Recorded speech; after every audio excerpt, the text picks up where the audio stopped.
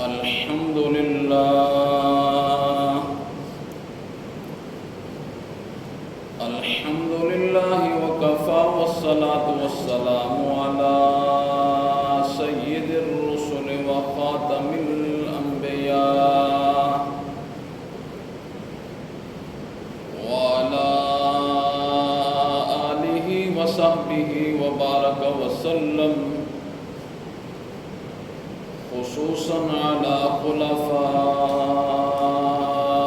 الراشدين المهديين إلى يوم القيامة. أما بعد، فأعوذ بالله من الشيطان الرجيم. بسم الله الرحمن الرحيم. قل إن صلاتي ونسكي ومحياي ومماتي لله رب العالمين لا شريك له وبذلك أمرت وأنا أول المسلمين.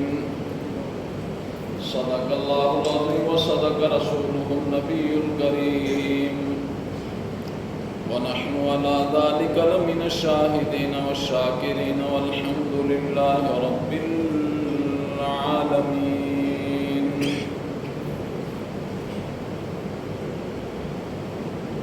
اللهم صل على محمد وعلى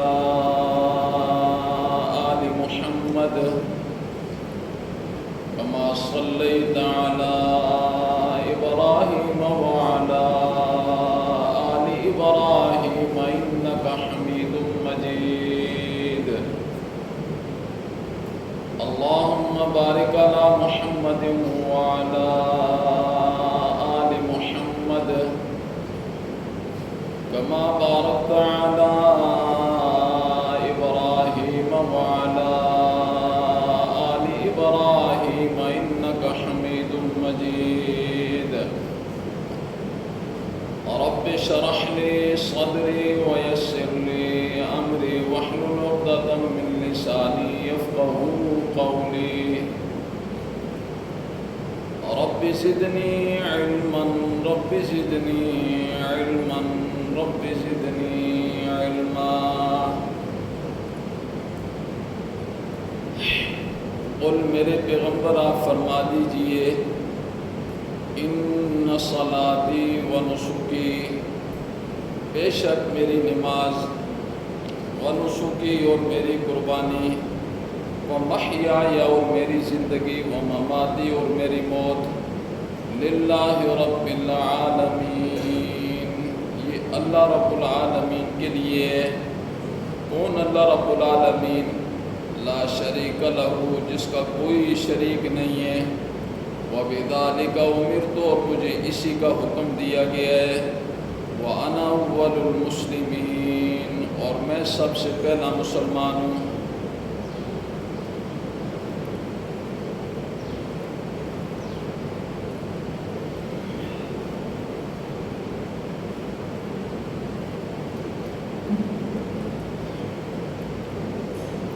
عشرہ ذی الحج شروع ہے.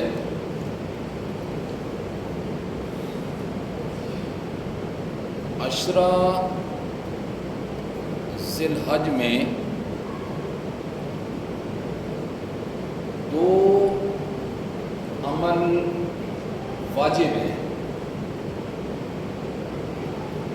آج کی گفتگو کو آپ نے پوری توجہ کے ساتھ سماعت فرمانا ہے. یہ مخصوص دنوں کی گفتگو ہوتی ہے، اس لیے بہت ساری چیزیں سننے کی وجہ سے انسان کے دل و دماغ میں بس جاتی ہیں. اس لیے آج آپ نے سارے مسائل کو اور ساری باتوں کو توجہ کے ساتھ سماعت فرمانا ہے. عشرہ ذی الحج میں دو عمل واجب ہیں. ایک عمل عمومی ہے اور دوسرا عمل خصوصی ہے۔ عشرہ ذی الحج میں دو قسم کے اعمال واجب ہیں، ایک عمل خصوصی ہے اور دوسرا عمل عمومی ہے، عام ہے، جو واجب ہے۔ جو عمومی عمل ہے نا وہ کیا ہے؟ تکبیرات تشریق۔ تشریق کا کیا معنی ہے؟ تکبیرات تشریق، تشریق عربی میں کہتے ہیں گوشت کو ٹکڑے ٹکڑے کر کے دھوپ میں خشک کرنا، اسے تشریق کہتے ہیں۔ اور اہل عرب میں یہ رواج تھا، چونکہ قربانی تو مشرکین مکہ بھی کیا کرتے تھے، قربانی تو حضرت آدم علیہ السلام سے شروع ہے، اور مشرکین مکہ ان دنوں میں کیا کرتے تھے؟ قربانی کے گوشت کو ٹکڑے ٹکڑے کر کے دھوپ میں خشک کر لیا کرتے تھے، اور پھر اسے پورا سال یا جو اس کا موقع ہوتا تھا استعمال کرتے رہتے تھے۔ تو تشریق عربی میں کہتے ہیں گوشت کو ٹکڑے ٹکڑے کر کے دھوپ میں خشک کرنا، یہ تشریق کا معنی ہے۔ اور ایام تشریق کیا ہے؟ ایام تشریق حضرت جابر رضی اللہ تعالیٰ عنہ سے روایت ہے، یہ حدیث ہے۔ حضرت جابر رضی اللہ تعالیٰ عنہ فرماتے ہیں امام الانبیاء خاتم النبیین حضرت سیدنا محمد الرسول اللہ صلی اللہ علیہ وسلم 9ویں تاریخ کی فجر سے لے کر 13ویں تاریخ کی عصر تک تکبیرات تشریق کا اہتمام کیا کرتے تھے۔ اور اب مسئلہ یہ ہے کہ 9ویں تاریخ کی فجر سے لے کر 13ویں تاریخ کی عصر تک ہر مرد و عورت پر نماز کے بعد اس تکبیر کا پڑھنا واجب ہے، لیکن ایک بار ہر فرض نماز کے بعد ایک مرتبہ پڑھنا ہر مرد اور عورت پر واجب ہے۔ لیکن فرق کیا ہے کہ مرد پڑھیں گے بآواز بلند اور عورتیں پڑھیں گی آہستہ آواز کے ساتھ، آہستہ آواز کے ساتھ۔ تو یہ رسول اللہ صلی اللہ علیہ وسلم کا ایک معمول تھا۔ دیکھیں بندگی کیا ہے؟ بندگی یہ ہے کہ اپنے مالک کے حکم کے سامنے سر تسلیم خم ہو جانا، بس۔ حالانکہ قرآن مجید ایک جگہ کیا ارشاد فرماتا ہے؟ وَاذْكُرْ رَبَّكَ فِي نَفْسِكَ تَضَرُّعًا وَخِيفًا، اپنے رب کا ذکر کرو دل میں، اپنے رب کا ذکر کرو دل میں، اور عاجزی کے ساتھ اور اس سے ڈرتے ہوئے۔ یہ قرآن مجید کا حکم ہے۔ اب یہاں اللہ کہہ رہے ہیں ہر نماز کے بعد ایک مرتبہ بلند آواز سے ذکر کرنا ہے۔ وہ مالک ہے جو چاہے امر دے دے، ہمیں یہ نہیں چاہیے کہ ہم یہ اعتراضات کرنا شروع کر دیں، مولا ایک طرف تو یہ کہتا ہے آہستہ آواز سے ذکر کرو، دوسری طرف تو یہ کہہ رہا ہے کہ بلند آواز سے ذکر کرو۔ نہ، بندگی نام ہی اسی کا ہے کہ جس موقع پر اللہ کا جو حکم سامنے آئے بغیر چوں اور چراں کے اس حکم پر عمل کر لیا جائے، اس کا نام بندگی ہے۔ اس کا نام کیا ہے؟ بندگی ہے۔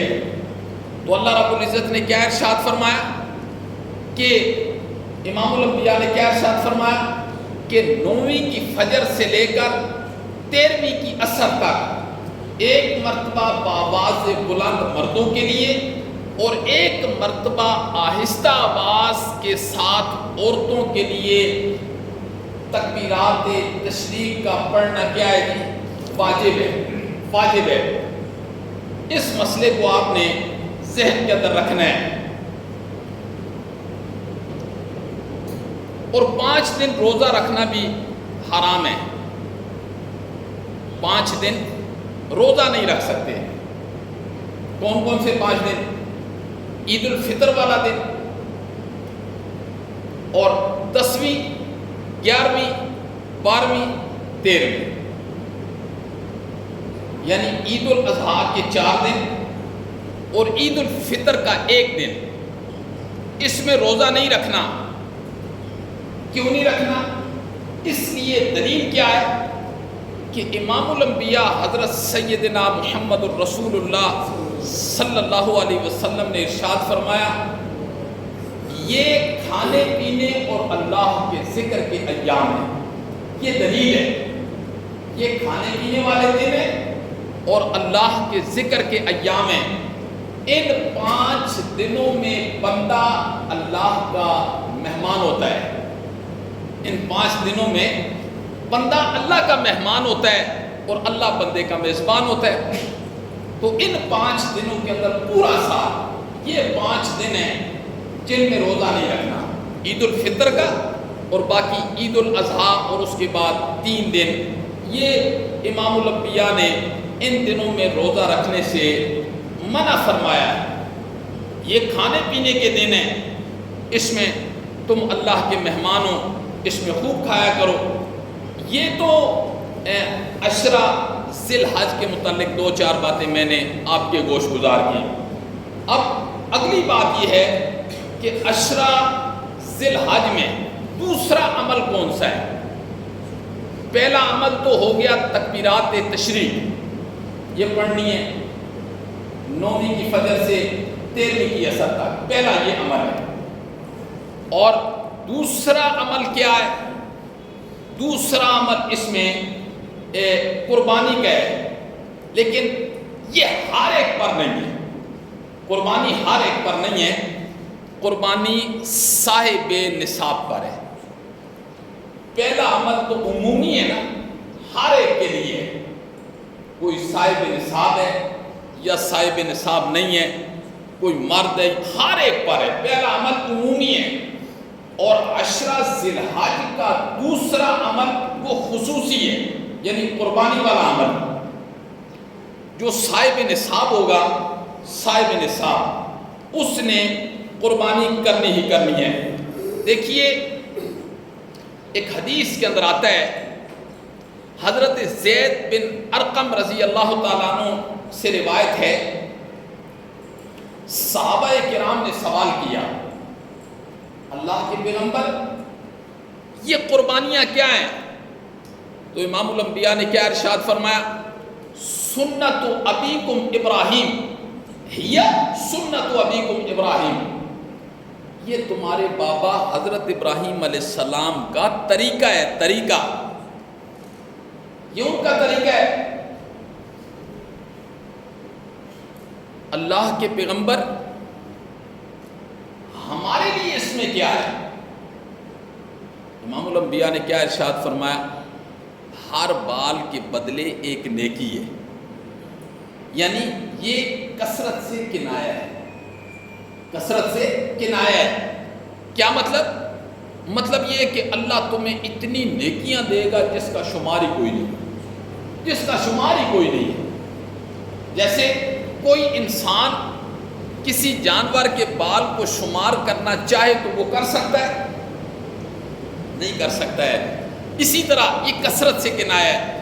اللہ کہتے ہیں جو بندہ اخلاص کے ساتھ پورے قوانین اور ضوابط کو ملحوظ خاطر رکھتے ہوئے قربانی والا عمل کرے گا محض میری رضا کے لیے، پھر میں اجر بھی تو اس کو اپنی عظمت کے مطابق دوں گا نا، جس طرح میری عظمت ہے میں اجر بھی اسی کے مطابق اسے دوں گا۔ تو امام الانبیاء نے فرمایا، جب صحابہ نے یہ سوال کیا کہ ہمارے لیے اس میں کیا ہے، تو امام الانبیاء نے کیا ارشاد فرمایا؟ امام الانبیاء نے فرمایا کہ ہر بال کے بدلے میں ایک نیکی ہے جو اللہ تمہیں عطا فرمائیں گے۔ دیکھیں، صاحب نصاب پر قربانی واجب ہے۔ دلیل کیا ہے؟ دلیل قرآن کی آیت ہے، فَصَلِّ لِرَبِّكَ وَانْحَرْ۔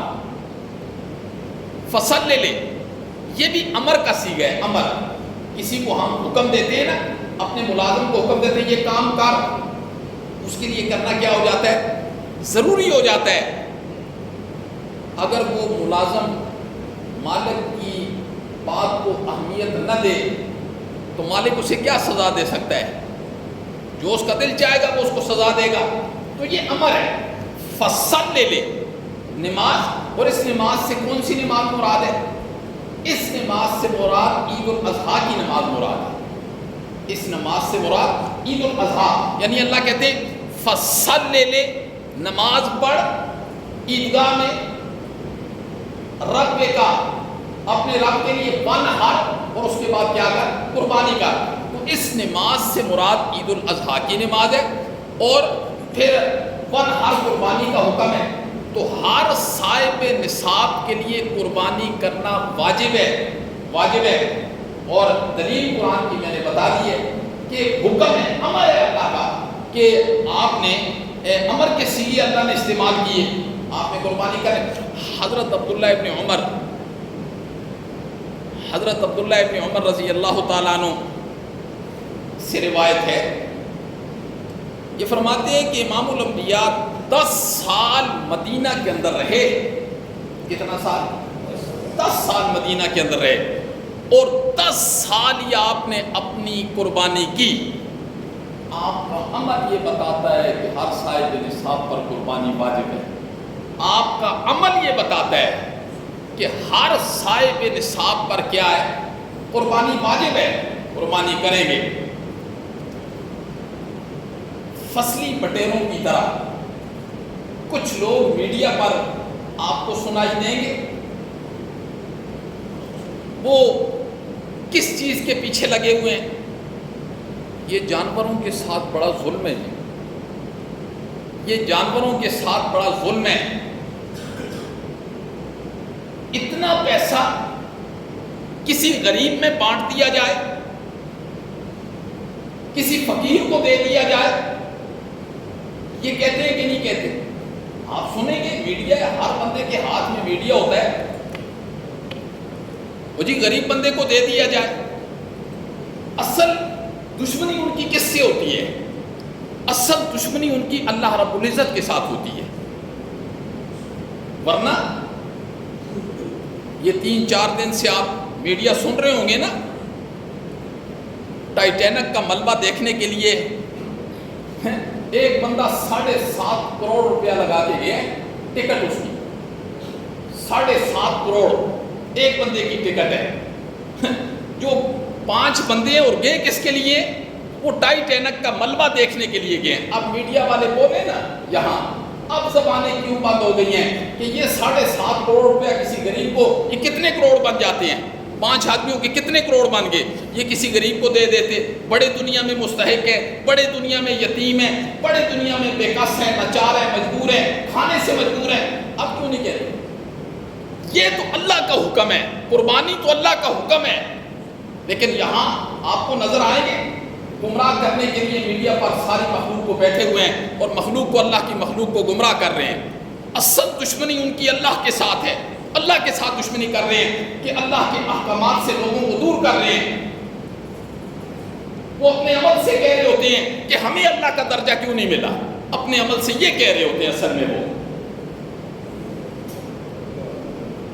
تو بات یہ ہے، ساری دنیا جو، حالانکہ قربانی کے عمل میں اگر آپ سوچیں اللہ رب العزت نے کتنی مخلوقات کا رزق رکھا ہے صرف اس قربانی کے عمل میں. یہ ہم شہروں میں رہ رہے ہیں، یہ ہمارا زیادہ رقبہ دیہات کا ہے. یہ دیہات کے لوگوں میں، دیہات میں جاؤ، عورتیں پورا سال ڈنگر پالتی ہیں، بکریاں پالتی ہیں. پھر جب یہ عید کا موقع آتا ہے تو وہ شہروں کی طرف اپنے ڈنگر بکریاں لے کر آتے ہیں، وہ فروخت کرتے ہیں. پورے سال کے خرچے کا انحصار اسی قربانی پر ہوتا ہے. کئی ایسے گھر ہیں، ٹھیک ہے. اور پھر جب قربانی آتی ہے، یہ شہروں کے اندر کتنے کسائی ہوتے ہیں جن کا رزق اللہ نے قربانی کے ساتھ وابستہ کر دیا، کتنے ہوتے ہیں. اور پھر دیکھیں جو بندہ قربانی کرتا ہے، فقراء، غرباء، مساکین کے گھر میں اللہ کتنا گوشت پہنچا دیتا ہے. قربانی کرنے والے کے گھر میں اتنا گوشت نہیں ہوتا جتنا فقراء کے گھر میں چلا جاتا ہے، غرباء کے گھر میں چلا جاتا ہے. اور پھر دیکھو یہ جتنی بڑی بڑی انڈسٹریاں ہیں جی، یہ چمڑے کی جتنی بڑی بڑی فیکٹریاں ہیں، ان کا رزق کس کے ساتھ وابستہ ہے. اور پھر کئی لوگوں کا رزق اللہ رب العزت نے، کئی لوگوں کا رزق اللہ رب العزت نے اس قربانی کے ساتھ وابستہ کیا ہوا ہے. تو یہاں لوگ یہ کہتے ہیں کہ جی یہ تو کسی غریب کو دے دیتے، اتنا پیسہ ضائع کرنے والی بات ہے. حالانکہ امام الانبیاء حضرت سیدنا محمد رسول اللہ صلی اللہ علیہ وسلم نے ارشاد فرمایا کہ 10، 11، 12 یہ قربانی کے 3 دن ہیں.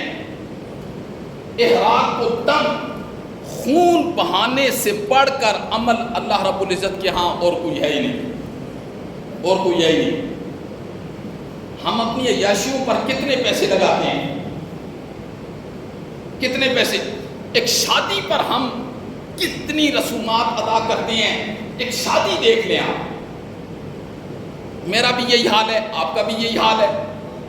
ہم ایک شادی پر پیسہ پانی سے زیادہ بہاتے ہیں، اور کبھی 10 سے مس نہیں ہوتا کہ یہ پیسہ بھی غرباء کو چلا جانا چاہیے، پڑوسیوں کی مدد کر، جو صحیح کرنا چاہیے، جس مقام پر صحیح مدد کرنی چاہیے وہاں تو ہم کرتے نہیں ہیں. اور جس مقام پر اللہ کا حکم آ جاتا ہے پھر اللہ سے دشمنی نہیں ہے، پھر ہم مخلوق کو گمراہ کرتے پھریں کہ یہ بڑا ظلم ہے. تو اس چیز کو ذرا آپ نے ذہن نشین کرنا ہے. اس طرح کی لوگوں کی باتوں میں آ کر اللہ رب العزت کے حکم کو پسے پش نہیں ڈال دینا، بلکہ اللہ رب العزت کا جو حکم ہماری طرف متوجہ ہو، ہمیں چاہیے کہ ہم اللہ کے اس حکم کا احترام کریں اور پورے اخلاص کے ساتھ احترام کریں. اور یاد رکھنا یہ اللہ کا حکم ہے، صاحب نصاب پر واجب ہے، صاحب نصاب پر واجب ہے. اور ہر بندے کی حیثیت کے مطابق آج بھی ہے قربانی کرنا، قربانی کرنا آج بھی ہے. ہم پورا سال کتنے پیسے ہم سے نقصان میں چلے جاتے ہیں، کتنا نقصان ہم بھر دیتے ہیں، پیسے گم ہو جاتے ہیں، کہیں نہ کہیں سے نقصان ہو جاتا ہے. لیکن اللہ رب العزت کے حکم کو پورا کریں گے تو انشاءاللہ العزیز آخرت میں اللہ کے دربار میں سرخرو ہو جائیں گے. تو حضرت عبداللہ ابن عمر کیا فرماتے ہیں، امام الانبیاء 10 سال مدینہ کے اندر رہے اور 10 سال امام الانبیاء نے قربانی کی، قربانی والا عمل کیا. آپ کا عمل بتا رہا ہے کہ ہر صاحب نصاب پر قربانی واجب ہے. اس لیے جو بندہ صاحب نصاب ہے اسے قربانی کرنی چاہیے. اللہ رب العزت پورا سال اس کی اولاد میں، اس کے مال میں، اس کی زندگی میں برکتیں نصیب فرمائیں گے، اس کے رزق میں اللہ برکتیں نصیب فرماتے ہیں. لیکن ہم آ کر تو دیکھیں، لیکن ہم کئی لوگ ایسے ہوتے ہیں جو اس عمل کو بھی بوجھ سمجھ کر کرتے ہیں، کرتے بھی ہیں اور بوجھ سمجھ کر. فائدہ کیا ہوا؟ عمل بھی کرنا ہے اور بوجھ سمجھ کر کرنا ہے. اس عمل کا تعلق تو اخلاص کے ساتھ ہے. اللہ بار بار کہہ رہے ہیں لن ینال اللہ لحومها ولا دماؤها ولکن ینالہ التقوی منکم. اور میرے پاس تو تمہارے دلوں کا اخلاص پہنچتا ہے، گوشت بھی تمہارا ہوتا ہے، ہڈیاں بھی تمہاری ہوتی ہیں، کھال بھی تمہاری ہوتی ہے، میرے پاس تو کچھ بھی نہیں آتا، میرے پاس تو تمہارے دلوں کا اخلاص. اس لیے انتہائی اخلاص کے ساتھ جو بندہ قربانی کرے وہ اپنے جانور سے بڑی محبت کرے. 1 دن ہے، 2 دن ہے، 3 دن ہے، محبت کے ساتھ جی. پھر ہر وقت اللہ رب العزت کو اپنا دل دکھاتا رہے، مولا میرے اس عمل کو قبول کر لینا، مولا میرے اس عمل کو قبول کر لینا، مولا یہ تیرا امر آ گیا ہے، مولا میرے اس عمل کو قبول کر لینا، یہ دعا کرنا۔ جس طرح دیکھو حضرت ابراہیم علیہ السلام نے تو بیت اللہ کی تعمیر کی ہے، بیت اللہ کی تعمیر، اور کتنا بڑا عمل تھا۔ اور پھر حضرت ابراہیم علیہ السلام جیسے پیغمبر بیت اللہ بنانے کے بعد جھولیاں نہیں اٹھائیں گے، ربنا تقبل منا انک انت السمیع العلیم، مولا کام تو پورا کر لیا ہے، مولا اس عمل کو قبول کر لینا، تو سننے والا ہے اور تو جاننے والا ہے، مولا اس عمل کو قبول کر لینا۔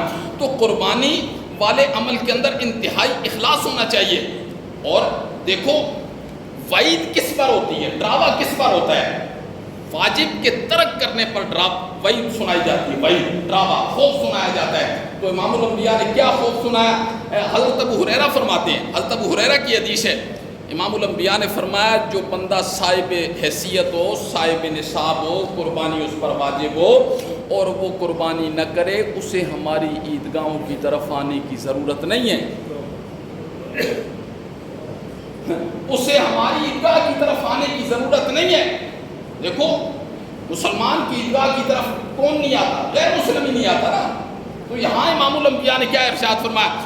جو صاحب نصاب ہے قربانی اس پر واجب ہے اور جان بوجھ کر نہیں کرتا، کوئی مجبوری ہے وہ الگ بات ہے، جان بوجھ کر قربانی نہ کرے تو آپ نے فرمایا وہ ہماری عیدگاہ کی طرف بالکل نہ آئے۔ اور قربانی کے ایام 3 ہیں، 3 دن ہیں قربانی کے ایام، کتنے ہیں؟ 3، 10، 11، 12۔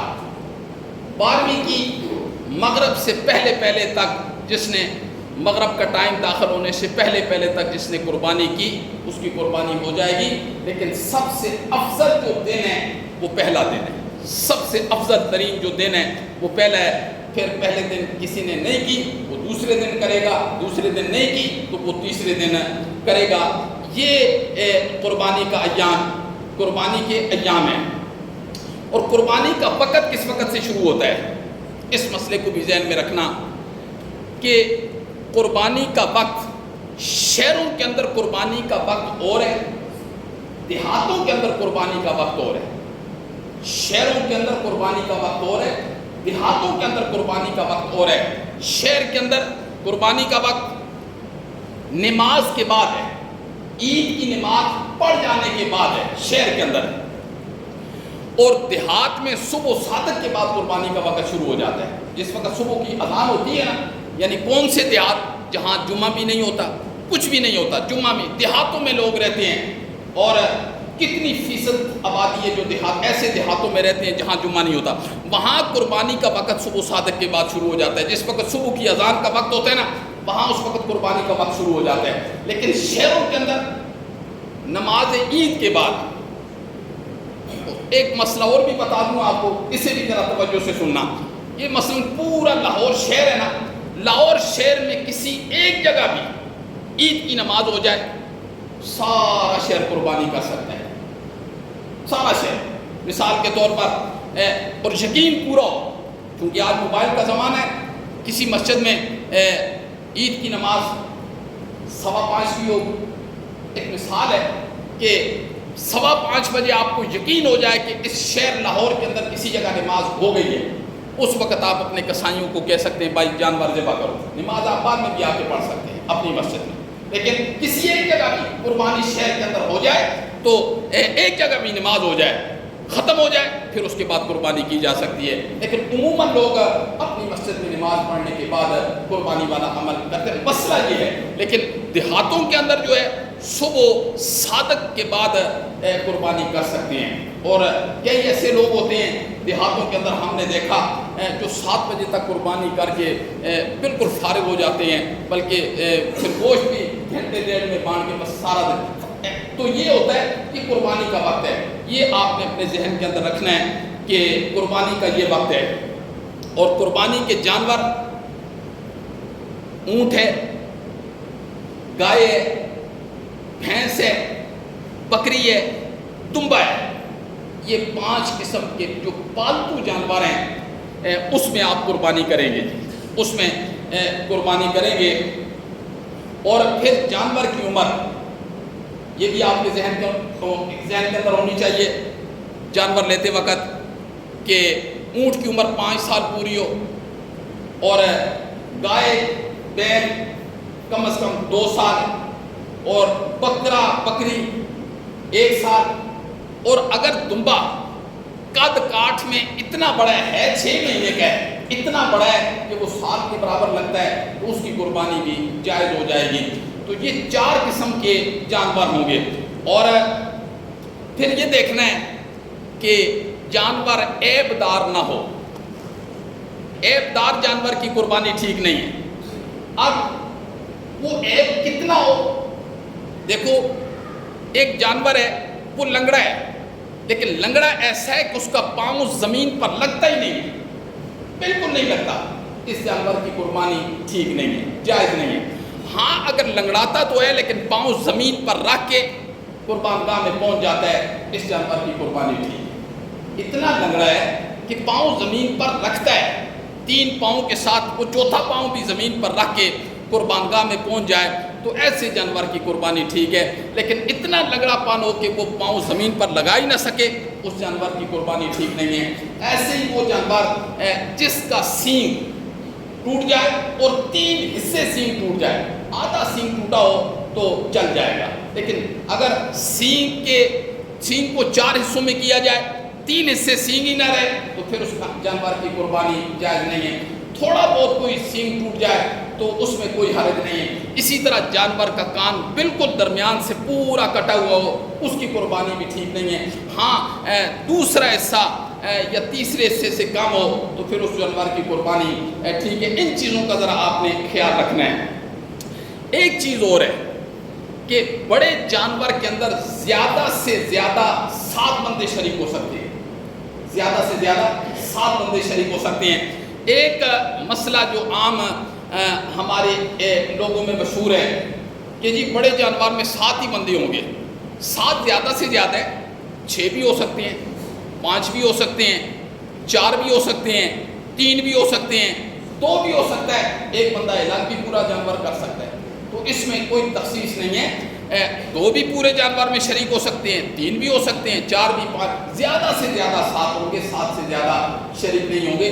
یہ آپ کے ذہن کے اندر ہونا چاہیے۔ اگر 7 سے کم ہے تو وہ سارے پیسے بانٹے جائیں گے، 6 پر بانٹے جائیں گے، 5 پر بانٹے جائیں گے، تو زیادہ سے زیادہ 7 ہے، کم سے کم ایک آدمی بھی جو ہے نا پورے جانور کی قربانی کر سکتا ہے، یہ مسئلہ بھی۔ اور صاحب نصاب کون ہے؟ دیکھو کسی کے پاس تھوڑا سا سونا ہے، چاندی ہے، تھوڑا سا کچھ نقد پڑا ہوا ہے، کچھ زائد سامان پڑا ہوا ہے، سامان تجارت ہے، اس کو بھی شریک کیا جائے گا۔ یہ سارے چیزوں کو ملا کر اگر ان کی قیمت 52.5 تولے چاندی کے برابر ہوتی ہے، 52.5 تولے چاندی کے برابر ہوتی ہے، تو پھر اس بندے پر قربانی کیا ہو جائے گی؟ واجب ہو جائے گی، وہ صاحب نصاب ہے۔ تو قربانی بڑا عظیم عمل ہے، قربانی بڑا عظیم عمل ہے۔ یہ میں نے آپ کے ذہن کے اندر یہ بات ڈال دی ہے کہ میڈیا پر آپ سنیں گے یہ بڑا ظلم ہوتا ہے، فلاں ہوتا ہے، یہ ہوتا ہے، اتنے پیسے غرباء کو دے دیے جائیں، فقراء کو دے دیے جائیں، مساکین کو دے دیے جائیں۔ غرباء مساکین کے لیے اللہ رب العزت نے پورا سال حکم دیا ہے، پورا سال حکم دیا ہے، اور صرف زکوٰۃ کا ہی نہیں دیا۔ اللہ کہتے ہیں زکوٰۃ تو 2.5% ہے، باقی 97 روپے جو 97 روپے ہیں اللہ نے فرمایا وہ میں نے تمہیں دیے ہیں۔ بنی اسرائیل کے لیے تو 40 روپے تھے نا، ہمارے لیے 40 ہوتے تو پھر کیا بنتا؟ یہاں تو 2.5 روپے کوئی زکوٰۃ نہیں دیتا 100 میں سے، بنی اسرائیل کے لیے 100 میں سے 40 روپے زکوٰۃ دینی ضروری تھی، اور ہمارے لیے اللہ نے 2.5 روپے 100 میں سے، باقی اللہ کہتے ہیں باقی دو نا، اپنے پیسوں میں سے بھی تو فقراء کو دیا کرو نا، مساکین کو دیا کرو۔ تو ان ہی دنوں کے اندر یہ جو 3 دن ہیں، ان دنوں کے اندر خون کا بہانا یہ اللہ رب العزت کو بڑا محبوب ہے، بہت محبوب ہے اللہ رب العزت کو۔ اللہ اکبر، تو اس چیز کا خیال رکھنا ہے۔ اور قربانی جو بندہ اخلاص کے ساتھ کرتا ہے، حدیث کے اندر آتا ہے، پھر ایک حدیث کے اندر آتا ہے نا، امام الانبیاء نے فرمایا ذرا موٹی قربانی کیا کرو، اچھی قربانی کیا کرو، فربا قربانی کیا کرو، یہ پلسرات پر تمہاری سواریاں بنے گی، پلسرات پر تمہاری سواریاں بنے گی۔ اس لیے لاغر، مریل، ٹی وی کا مریض، اس طرح کے جانور جو ہے نا وہ قربانی میں نہیں لانے چاہیے۔ بڑا فربا موٹا سا جانور ہو، پوری، یعنی ہر بندہ اپنا دل اللہ کو دکھائے گا نا، تو اچھا جانور اس کی سوچ کے مطابق اچھا ہونا چاہیے. تو یہ جو ہے نا پلسرات پر امام الانبیاء نے فرمایا یہ تمہاری سواریاں بنیں گی. اور امام الانبیاء نے فرمایا 5 شراتیں ایسی ہیں جو بندہ ان راتوں میں عبادت کر لیتا ہے اللہ رب العزت اس پر جنت کو واجب کر دیتے ہیں. اللہ اس پر جنت کو کیا کر دیتے ہیں؟ واجب کر دیتے ہیں. اللہ اکبر. امام الانبیاء نے کیا ارشاد فرمایا کہ 5 راتوں کو جو زندہ کر لیتا ہے یعنی جاگ جاتا ہے 5 راتوں کو جو زندہ کر لیتا ہے اللہ رب العزت اس پر جنت کو واجب کر دیتے ہیں. کون کون سی 5 راتیں ہیں؟